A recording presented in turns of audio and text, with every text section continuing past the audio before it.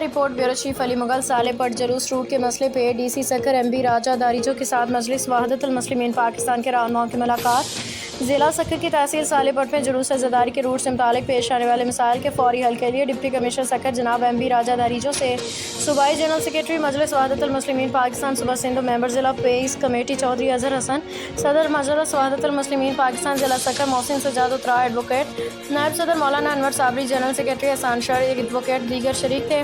ملاقات میں سالے پٹ میں جلوس عزاداری کے قدیمی روٹ کو تبدیل کرنے کی کوششوں پر شدید تحفظات کا اظہار کیا گیا ہے۔ اس موقع پر شرکا نے آج انتظامیہ کی جانب سے کیے گئے ناجائز گرفتاریوں پر شدید احتجاج کیا۔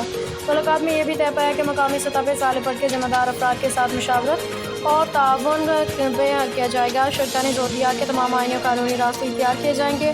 مجلس وحدت المسلمین پیس کمیٹی اور دیگر تنظیمیں اتحاد، امن اور بھائی چارے کے پیغام کو عام کرتی رہیں گی۔